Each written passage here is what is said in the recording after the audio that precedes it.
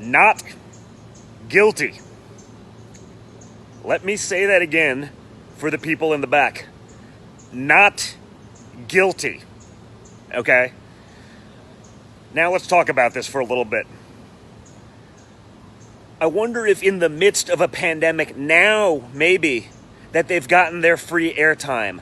Now, maybe, that they've gotten all of the nonsense sort of hopefully out of their system.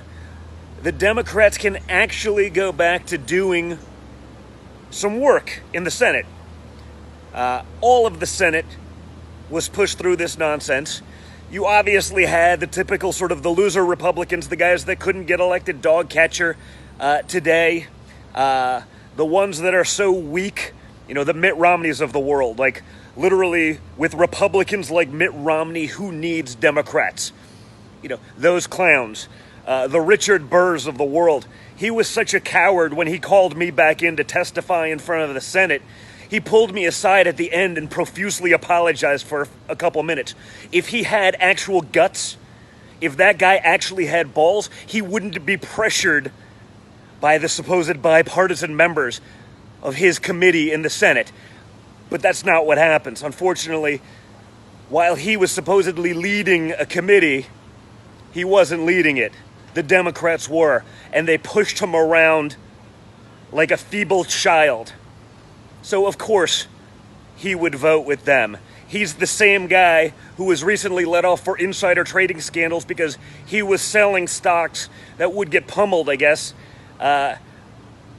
during the onset of the virus. Now, I'm sure he was let go because of things he did for the Democrats, because of favors that he may have. Who the hell knows? Okay? Anyone else in America would be in jail right now for what that clown did. But, that's the type of people, the Collins and the Murkowskis, the Democrats that pretend to be Republicans, the rhinos, the Republicans in name only. Those losers went along and they wasted time, like the Democrats, that could have been spent trying to help the American people, that could have been spent trying to get this country back on track. Right now, it feels more like we're working for China than we are for anyone in America. That's a sad state of affairs, but I told you so.